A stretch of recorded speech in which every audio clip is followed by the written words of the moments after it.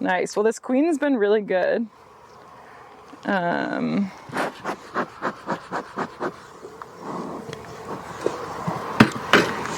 Okay.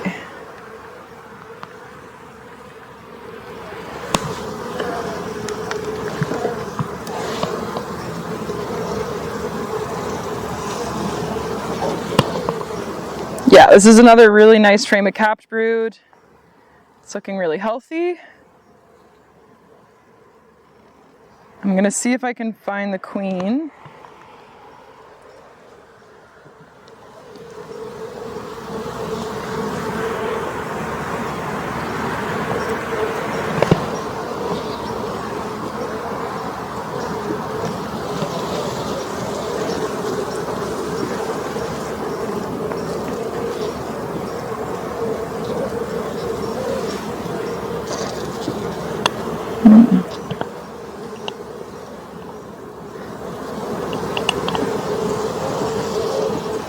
One thing that's cool about this frame is there's all these bees coming in with this like dark green pollen. So I'm not sure if you'll be able to see it, but this forager bee right here, she has these big dark green pollen balls on her legs. Sort of casually we'll call them pollen pants, but scientifically they're called the corbicula. And I'm not actually sure where the dark green pollen comes. It's like a really beautiful, almost, like velvety green. But it looks like they're coming all from a similar source. When the bees find a good source of pollen or food, they'll come back and do something called the waggle dance to tell the other worker bees where to find that really good source of food. So you can tell they've found this good patch and they told everyone about it. And everyone's coming back with these really nice thick legs of this dark green pollen. And you can even see some of it in the frame.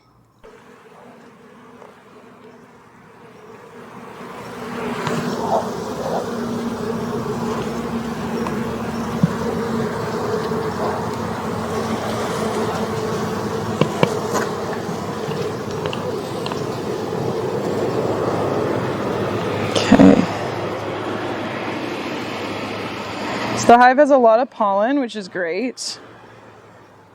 They're preparing, believe it or not, preparing for winter. I like to think that winter prep in the hive starts at the solstice.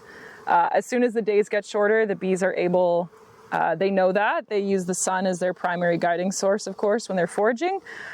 So they're very aware when the days start getting shorter and they know that it's time to start preparing for winter. So they're really bulking up on the pollen. And on this frame, we have the queen bee, so I'll bring her over. The thing that differentiates the queen from the worker bees is her really thick abdomen. As I mentioned, it's right up here. So she has this really large abdomen and also sort of a bald spot on her thorax that helps you identify her. And she is responsible for laying all the fertilized eggs in the hive. This is actually a wild mated queen, so she was mated at this farm actually, so she's a local lady. There she is. And on her mating flight, she'll mate with about 12 to 15 different male bees, or drones as we call them, and can store up to 5 years worth of sperm in her spermatheca. Sorry. Sometimes I don't like when I move my lips. Anyways, this bees, they see movement really well. So sometimes when I talk, they and they also don't like carbon dioxide being breathed on them. Hopefully she'll go away. But yeah, so she probably won't live for 5 years. That used to be, oh my God. Okay, I think I gotta put my veil on now. It's because I'm holding the queen. They were like, stop. But yeah, the queen, they always get a little bit more defensive when I'm holding the queen, which is fair. She's very important. She is the heartbeat of the hive, and is the one who's responsible for all of the worker bees and making sure that they are laid. But one, I think, more interesting fact is that everyone thinks that the queen is the one who's in charge of the hive, but that's really not true. She's very much at the mercy of her workers.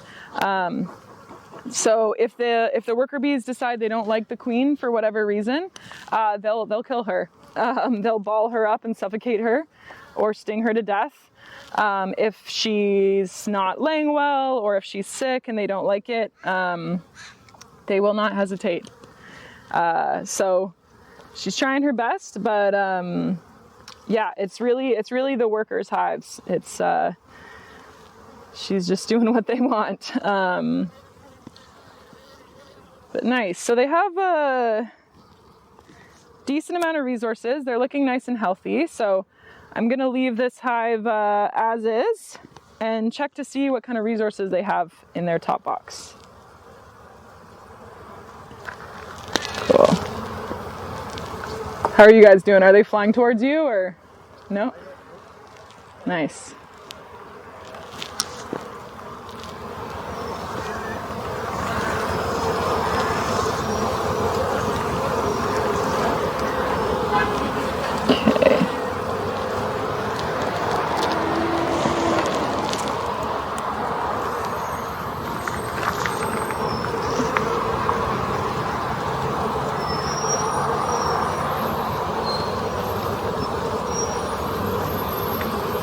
Here's a little piece of that dark green pollen also. Sometimes the pollen sort of like falls off their curbicula, but you can see it's got that really nice dark green color. You can even eat it if you want. It's really good for you. No, okay, it's good. I'll just give it back to the hive. People pay a lot of money for this. But yeah, I don't harvest any of the pollen. It is definitely something that some beekeepers do, but it's just it's a lot of work, and it's also can be a little bit stressful on the bees sometimes, so choose not to. Okay, so we'll see if they have a decent amount of honey up here. I'm not expecting a ton because it was not as abundant of a year as normal, but we'll see what it is. I'm putting their inner cover just on top of the brood box, just to sort of keep them calm while I'm in this box. A hive is naturally dark, of course, so having direct sunlight in it for too much can be a little bit stressful on the bees. So I just want to sort of keep them in the dark as much as I can.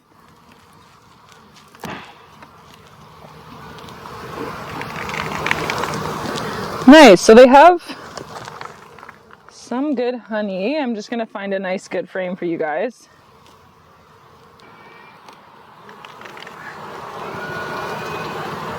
So yeah, they have a good amount of honey, but not a ton, which isn't a bad thing. It's just this hive was installed a bit late, so it's pretty good that they've made whatever they have already. But I'll show you this frame, which is pretty cool because you can see the transition from nectar to honey. So down here we have empty cells that they haven't filled in yet. Sort of along the periphery where you see most of the bees with their heads in the cells is nectar. So again, you can see their response to the smoke is they're eating the nectar and the honey. And the stuff with this thin white layer on it is capped honey. So they'll take nectar and fill it, they'll regurgitate it between their mouths, which helps add enzyme to the nectar, which helps break down the complex sugar to simple sugars, and then eventually deposit it in the cells. They'll fill up a cell with nectar, and then once it's full, they'll dehydrate it from a water content, an 80% water content, all the way down to 17.5% water. So it's a huge dehydration process, and the way they do it is just simply by batting their wings quite fast and evaporating the moisture out of the nectar, which I think is really cool. And then they'll use their really sensitive antennas to detect the water content of the nectar. And once it's officially honey at that 17.5 ish water content level, they'll seal it over with a very thin layer of wax. So I almost like to think of that as putting the lid on the jar. So when they're ready to preserve the honey, they just put the wax capping over it, and that seals it up, and it is kind of preserved for forever, essentially. There's not technically an expiry date. So yeah, it's not actually quite enough for me to harvest. I do want to make sure that they have plenty of food, and there's not quite full frames yet, so I am just going to leave them as is. But they're looking healthy. The last thing I'll do today is give them a mite treatment. So honeybees deal with something called varroa mites.